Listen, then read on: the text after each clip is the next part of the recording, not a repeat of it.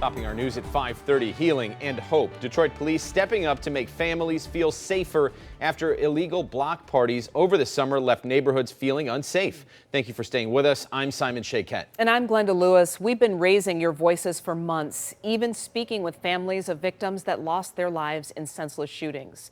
Some loved ones say they didn't get communications they deserved following their child's death.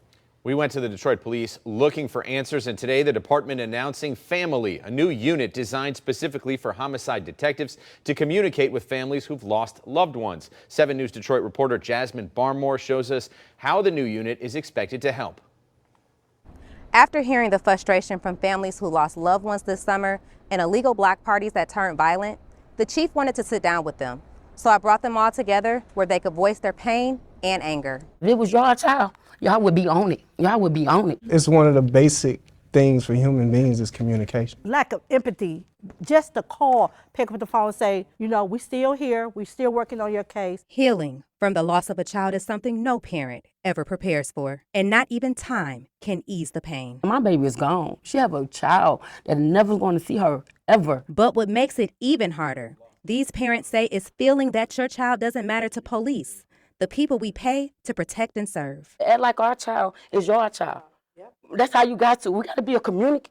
If it ain't no community, it's nothing. The parents of Imani Peterson, Philip Arnold Jr., Jordan Thornhill, Taylor Gladney, and the grandmother of Kiani Trimble, all meeting with Detroit Police Chief James White to share the frustration they've been feeling when dealing with police about their children's cases. I reached out to Chief White today. You may remember Chief White was taken aback when I first came to him with the parents' complaints. Well, that would be shocking for me. But he says he soon realized there was truth behind their frustration. When this was brought to my attention, I was very concerned. I was very concerned about some of the things that you all had to say. I had to contact them. They don't contact me. They haven't called us.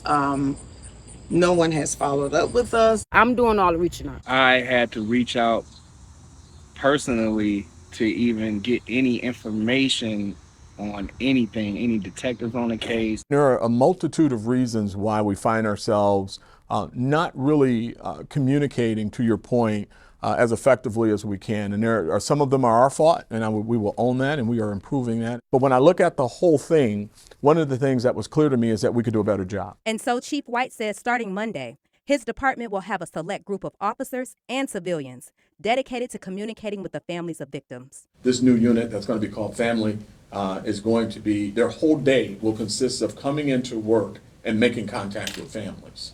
And keeping you updated on the things that you need to know about your case. That's their job. Deputy Chief Carrie Sloan, who heads up the Homicide Division, presented a PowerPoint presentation to provide the families an overview of how the unit will work. Our objective here is to have a goal where everybody feels comfortable in the level of information that they're getting and the frequency of the contacts from DPD. So the Homicide OIC would make initial contact with a family, have additional contact 7 days post-incident, and then every 30 days for 6 months. With checks and balances along the way to ensure victims' loved ones know that they matter. And Chief White says he will be measuring the progress. If you leave, how do we ensure these families and other families that this unit that you have put together and that you are rolling out, demanding that they make some changes, how do we ensure they're going to follow this? Well, I don't just roll out things because it's something I want to do as an idea. I roll out things that become a moralizing policy.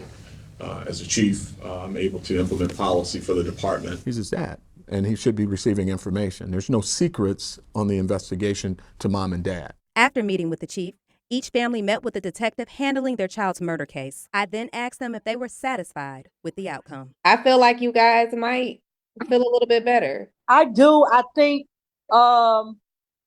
they're trying to show transparency. Today was the first day I talked to him in a couple months. And the only reason they called today was because you guys lit that fire. I also asked if they feel the department now understands what they mean by treating their children as if they were their own. To be completely honest, no, because if you didn't understand that before, why would you understand it now? But they're open to giving Detroit police a chance to regain their trust for the sake of the children they've lost. When he say, I want to see y'all in 30 days, guarantee you, I will be there in 30 days with my list of families that I have. Right.